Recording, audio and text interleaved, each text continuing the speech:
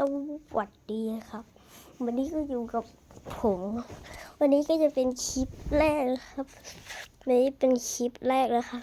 วันนี้เราก็จะมาแนะนำตัวสวัสดีผมชื่อกาแล้วก็เกิดวันศุกร์แล้วก็วันนี้ก็อยู่ในคลิปแรกแล้วก็จะมารีวิวห้องนอนกับนี่ก็จะเป็นเตียงนอนซึ่งก็ไม่ได้สวยงามอะไรมากแล้วมันจะมี2เตียงนอนเตียงนอนพ่อแม่กับเตียงนอนผม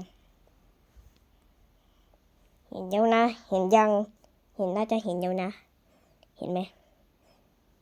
โอเคมาอันนี้แล้วก็นี่จะเป็นโต๊ะของแม่ผมหรือว่าโต๊ะทำการบ้านของผมไม่รู้แล้วก็มีกล่องสุ่มมากมายแล้วนี่ก็จะเป็นพับลมสูตรผนึกกึ่งนะครับก็มีตุ๊กตามากมายแล้วก็นี่ก็จะเป็นห้องน้ำของยังไม่ได้เปิดไฟโอเคนี่แล้วก็มีปืนฉีดน้ำมีโอเคประมาณนี้แล้วก็อันนี้ก็จะเป็นห้องเสื้อไม่รู้จะเรียกว่าอะไรดีแต่เรียกว่าห้องเสื้อเป็นเสื้อประมาณนี้